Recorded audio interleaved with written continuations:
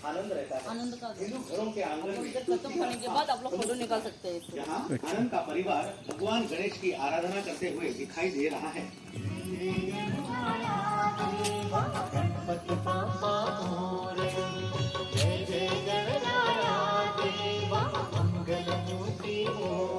गौर कीजिए, बालकनी का एक हिस्सा रसोई घर में बदला हुआ है, जहां त्योहार में भेंट होने वाली सारी मिठाई तैयार की जा रही है। गोवा के हिंदुओं के लिए गणेश चतुर्थी ही सबसे बड़ा और महत्वपूर्ण त्योहार है। आनंद के घर के बाजू में आपको समुद्र मंथन का वर्णन दिखाई देगा। समुद्र मंथन से समुद्र का अमृत प्राप्त कर भगवान राक्षसों से युद्ध में अजय हुए।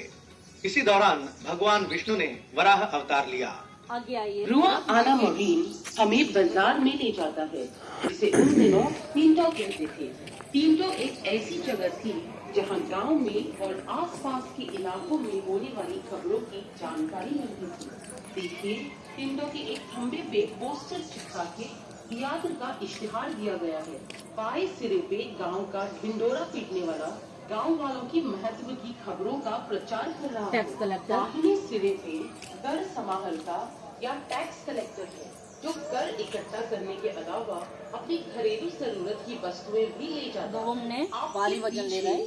जो दो लैटराइट के खंबे हैं, उसे दोवरने कहा जाता है। ये एक उभरा हुआ मंच है जो भारी बोझ उठाने वाले लोगों को कुछ आराम और राहत उपलब्ध करता था। कोई भी गुजरता व्यक्ति अपने सिर के बोझ को मचान पर सरक कर दो पल आराम करके वापस बोझ को सिर पर डाल के आगे बढ़ सकता था। ये मिल के पत्थर का काम भी करते थे। आपके बाई और कुछ सीढ़ियां चढ़ के आप हजारों काशीनाथ के पास पहुंचेंगे।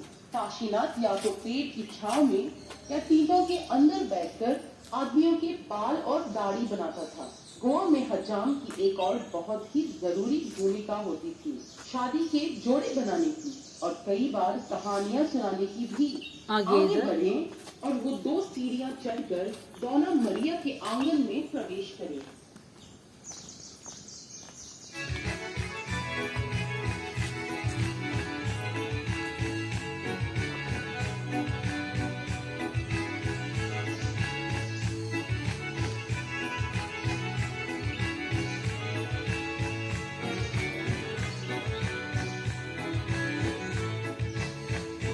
कहा जाता है कि वायोलिन बजा रहा है। गोवा वासियों के रगों में दौड़ता है। जैसे कि आप देख सकते हैं, बाएं सिरे पे मिस्त्री या गिरिजाघर गायक दल के उस्ताद अपने घर में प्रतिभाशाली बच्चों को विशेष क्लासेस दे रहे हैं।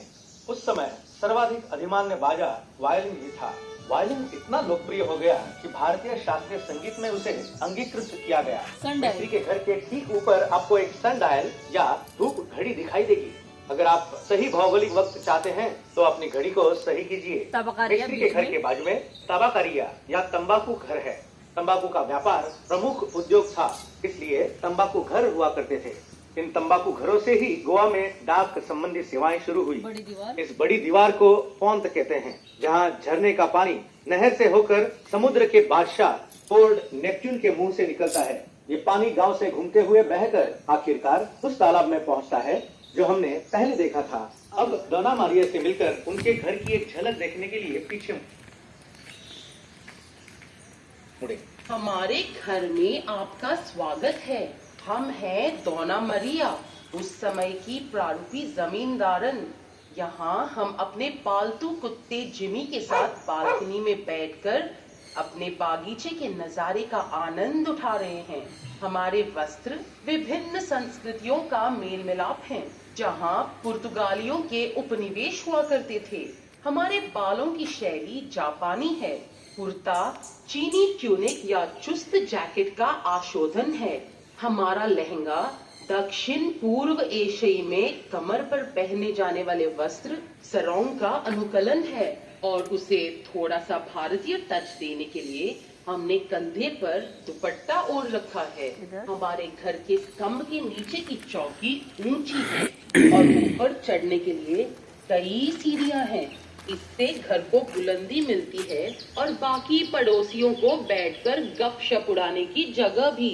आप देख सकते हैं कि कुआं हमारे घर की रसोई घर का हिस्सा है, ताकि हमारी दासियां आसानी से जब चाहे पानी खींच सके। गौर कीजिए, हमारे घर में पकाने और भंडार में रखने के लिए भी इस्तेमाल होने वाले सारे बर्तन मिट्टी के थे, जैसे कि वो दौंड वहाँ पर। आपने गोवा की सुलगी हुई सॉसेजेस के बारे में सुना ही होगा। यहाँ आप उन्हें चूल्हे के ऊपर लटकाया हुआ देख सकते हैं, ताकि वो खुद ब खुद हमारे खाने में इस्तेमाल होने वाले कांदे के साथ सुलग जाएं। आपका बहुत बहुत धन्यवाद। अभी आप लोग हम इधर माफी फोटो चाहते निकाल सकते हैं, हैं। हम आपकी कुछ सेवा नहीं कर पाए, पर कृपया